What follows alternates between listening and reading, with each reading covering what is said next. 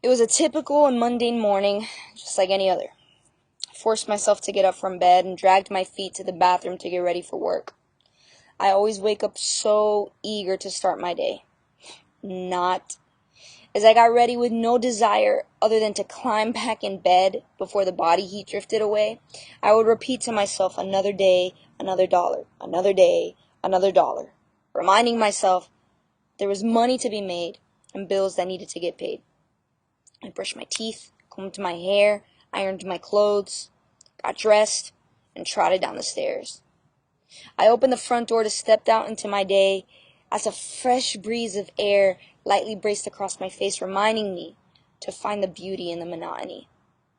As I drove to work, I blurted out my usual playlist and sang away all the stress that came along with waking up so freaking early.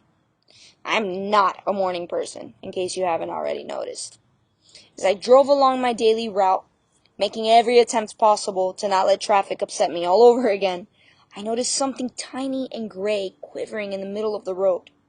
I got closer and closer until I realized it was a tiny little kitten sitting in the middle of Memorial Highway. Immediately, with no second thought behind it, I screeched my tires and turned my vehicle around in order to block off traffic from getting to this kitten. I had yet to put on my heels for work, so without second thought, I jumped out of my car barefoot in pursuit of this kitten's safety. I started running towards him without even considering the fact that all this kitten sees is a tall, scary girl pounding towards him. So, the kitten did what any animal would do. Started running away from me. So here I am, normal Monday, on my way to work, and I have completely shut down Memorial Highway as I'm chasing a kitten across the street barefoot. As I'm attempting to complete this humane act, all I see are a long line of cars, and all I can hear are a whole bunch of horns honking. Suddenly, another person jumps out of another car and attempts to help me finish the good deed. Together, we were finally able to capture the kitten and get him to safety. The stranger looked at me and said, "Do you have anywhere to take him?" And I replied by saying, "No, actually, I'm on my way to work." He looked at me with ease and sincerity in his eyes and replied, "I got him. I have the perfect home for him." Now, I had just met this person, but there was something about the way he told me he would take care of the kitten that made me feel at such ease about letting him decide its fate.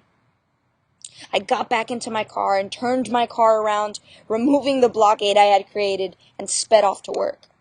I ended up being 30 minutes late to work as I burst through the doors of my job, rushing to get to my desk. My manager looked at me with disappointment from the corner of his eyes as I explained the reason for me being late. I explained and retold everything that had happened, and I could see the glare of disbelief and disapproval seeping through his face. He didn't believe a single word that I was saying, and I'm sure he thought I was only making up an elaborate excuse for my tardiness. But it didn't matter.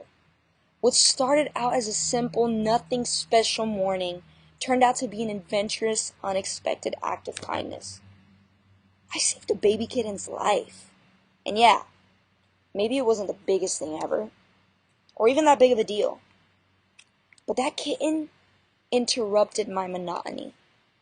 And anything that can accomplish that is definitely worth telling.